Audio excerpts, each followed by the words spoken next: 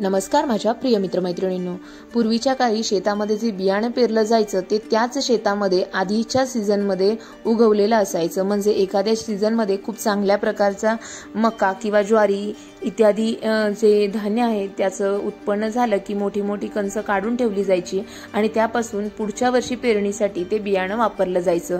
त्यामध्ये विविध प्रकारचे हरभरे, गहू, ज्वारी इत्यादी जी पिकं आहेत त्याचं वाण जे आहे ते जतन केलं जायचं. परंतु कालांतराने संघामध्ये विविध दुकानांमध्ये विविध प्रकारचे संकरित धान्य जे आहेत ते पेरणीसाठी उपलब्ध होऊ लागले. कालांतराने ही पारंपरिक पद्धत जी आहे ती नष्ट होत गेली. त्यामुळे हल्ली जे काही बियाणं आपल्याला हवं आहे ते बाजारपेठेमध्ये सहज उपलब्ध होतं. परंतु मोहोळ तालुक्यातील हराळवाडी येथील शेतकरी मोतीराम दोडमिसे यांनी कांद्याचं बियाणं जे आहे ते मोठ्या प्रमाणात तयार केलेलं आहे. 12 गुंठे जागेवर जवळपास 2.5 लाख रुपये किमतीचं बियाणं मोतीराम दोडमिसे यांनी तयार केले. तर आपण त्यांच्याकडून जाणून घेणार आहोत या कांद्याच्या बियाण्याविषयी. चला तर पाहूया हा खास रिपोर्ट. तर कांदा बियाणे उत्पादन हे जवळपास मी गेली 7 ते 8 वर्षापासून हा प्रयोग माझ्या 10 गुंठे किंवा 15 गुंठे शेतीमध्ये करतो. सर्वप्रथम सुरुवातीला आमच्या बहिणीने हा प्रयोग केलेला होता आणि त्यांच्या मार्गदर्शनाखाली किंवा त्यांच्या सल्ल्यानेच मी हे बीज उत्पादन घेण्याचा निर्णय घेतला आणि त्यांच्या मार्गदर्शनाखाली 8 वर्ष झालं मी हे बियांचं उत्पादन घेतो. आणि पंचक्रोशीमध्ये ह्याला मोठ्या प्रमाणात मागणी आहे आणि त्या पद्धतीने बियाण्याचं जे काय दर आहे तर जवळपास 2 ते 2.5 हजार रुपये दर आहे. त्या पद्धतीने खर्च वजा जाता जवळपास 2 ते 2.25 लाख रुपये याच्यामधून आपल्याला निव्वळ नफा राहतो. म्हणजे जवळपास 2 एकर शेतीमध्ये आज जर विचार केला तर 2 लाख रुपये राहत नाहीत खर्च वजा. परंतु या 10 गुंठ्यामध्ये जवळपास 2 लाख रुपये ते 2.25 लाख रुपये निव्वळ नफा राहू शकतो. काय कोणतं वाण आहे आणि ह्याच्यासाठी काय प्रोसेस प्रक्रिया करता, लागवडीपूर्वी कशी मशागत करता, काय करता? तर लागवड हा वाण पंचगंगा एक्सपोर्ट रेड म्हणजे लाल कलरचा हा वाण आहे.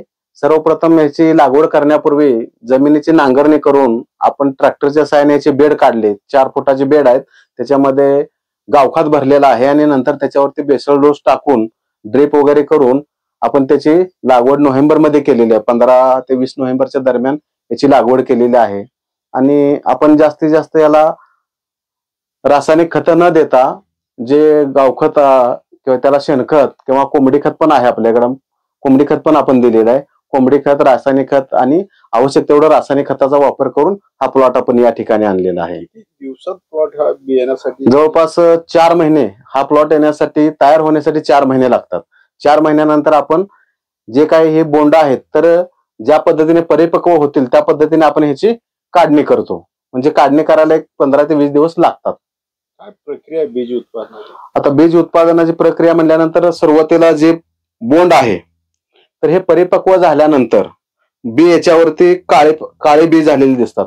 मग ते परिपक्व बी आहेत हे समजून आपण फक्त आलेले बोंड काढून 4 दिवस 5 दिवस व्यवस्थित वाळवतो आणि वाळवल्यानंतर आपण घरच्या घरीच लाकडाच्या सहाय्याने बडवून हे बी बाजूला करतो.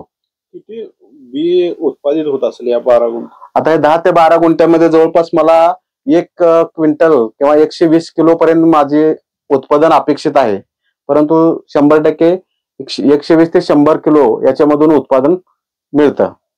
कुठं विकलं जातं? म्हणजे आता हे बियाणे जे आहे तर इथंच गावामध्ये किंवा आसपासच्या कामते असेल, इकडे खाली पाथरी, गुंजेगाव, हराळवाडी या पंचक्रोशीमध्ये हे बियाणं मी विकतो. आणि त्याच पद्धतीने जांभोळी म्हणून गाव आहे त्या ठिकाणी पण मागणी आहे, त्या ठिकाणी पण आपण पोच करतो. जसं आपल्याला आता रेटनुसार दरवर्षी बियाण्यांचा रेट हा वेगवेगळा असतो.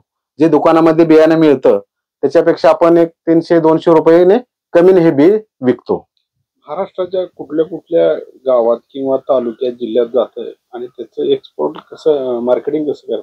आता जवळपास बघा, मी आपल्या मोहोळ तालुका, त्याचबरोबर सातारा जिल्हा, मान तालुका त्या ठिकाणी बी आपलं भरपूर बियाणं जातं. त्याचबरोबर इकडे उस्मानाबाद जिल्हा, गुंजेवाडी म्हणून गाव आहे आमचा, आजोळ आहे, त्या ठिकाणी सुद्धा आपण बी देतो. त्याचबरोबर तुळशी तिथं पाहुण्यांचं गाव आहे, म्हणजे तिथं माढा तालुका येतो, त्या ठिकाणी सुद्धा आपण बियाण्याचं पोच करतो. आपण काय शेतकऱ्यांना काय आव्हान करावे आणि या 12 गुंठ्यात तुम्हाला किती उत्पन्न मिळतं? आता मी शेतकऱ्यांना एवढं सांगतो की आपल्या स्वतःपुरतं बी आपण स्वतःच आपल्या शेतामध्ये तयार करावं जेणेकरून आपल्याला बियाण्यावर होणारा खर्च टाळून तो खर्च आपल्याला शेतीमध्ये गुंतवणुकीसाठी आपण वापरू शकतो.